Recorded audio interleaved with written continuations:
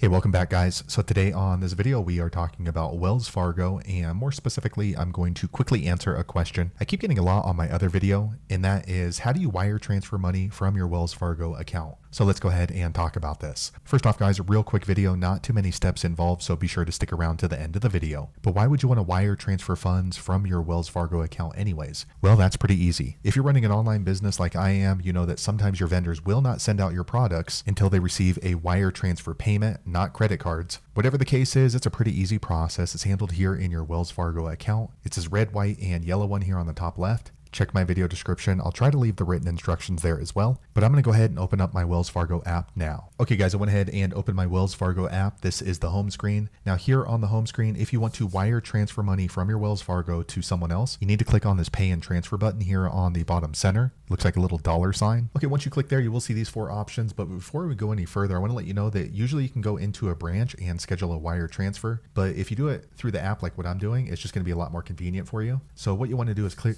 on wire money. It looks like a flying dollar right here. Okay, so now we are in the welcome to online wires section in Wells Fargo. Now, one thing I want to let you know before you go any further is if you're going to be sending out a wire transfer with the Wells Fargo app, there is some specific information you need to gather from the folks that you're sending the wire to. It's usually going to be their name, their address, the bank name, bank routing number or SWIFT number, bank account number, and sometimes they want you to put a reference number on there. So that's not anything you can get in the Wells Fargo app. You need to ask the folks that you're sending the wire transfer to. Usually they're going to send you a PDF with all that information. So I'm going to go ahead and click on get started right here. Okay, once I click there, Wells Fargo does want to verify my identity with two-factor authentication. So they're going to send me a text message just to make sure that it's me that's requesting this wire transfer. You need to be careful because once you send out a wire transfer and it's gone, if you put in the wrong information, the chances of you recovering that wire transfer are next to none. That's why they have this two-factor authentication security to make sure no one gets into your account to send out a wire transfer. So I'm going to click on get code. Okay, immediately I did receive a text message from Wells Fargo. So let me click here. All right, so I'm entering in the code now. Okay, I entered in the code. I'm going to click on submit. Okay, so now we need to figure out who we are sending this wire transfer to. So first you need to enter in the country name. So for me, I'm sending to the US. So I'm going to click here. Okay, again, depending on who's going to receive this wire transfer, the information is going to be a little bit different just because different countries have different ways of receiving wire transfers. So in the US, you need to put if it's an individual or a business. Next, you need to put the business name. If you have any questions about this particular process, on what should be put here, you need to email or message the folks that you're going to be receiving the wire transfer and the routing number here. I would recommend that you have them email that to you, and that way if there's any kind of error or data entry error, it's going to be on them, not you, because otherwise they're going to claim that you put in the wrong information. So I'm going to go ahead and enter in the business name and routing number now. Okay, as soon as I put in the routing number, it pops up with the bank name. So this does match the information that I received from this company. So I'm going to click on continue. Okay, next you want to choose how much money you're going to send in this wire. So I'm going to click here. Okay, for my particular account, there is a transfer limit of $25,000 daily and $75,000 every 30 days. Yours might be different depending on your account. So for the purpose of this video, I'm just going to wire transfer a little bit. Okay, next Wells Fargo does let me know there's a wire transfer fee to send out wire transfers from your Wells Fargo account. Also just note that whoever is going to be receiving wire transfers, usually they're going to charge you a fee as well. Here in the message to recipients bank, if there's any kind of reference or number that they ask you to put into the wire transfer, you want to be sure to put that here. So next you want to click on continue. Okay, next you need to put the account number to the company that's going to be receiving this wire transfer. Again, this is something that they would provide to you. So I'm going to go ahead and enter that account number here. Okay, I entered in the account number.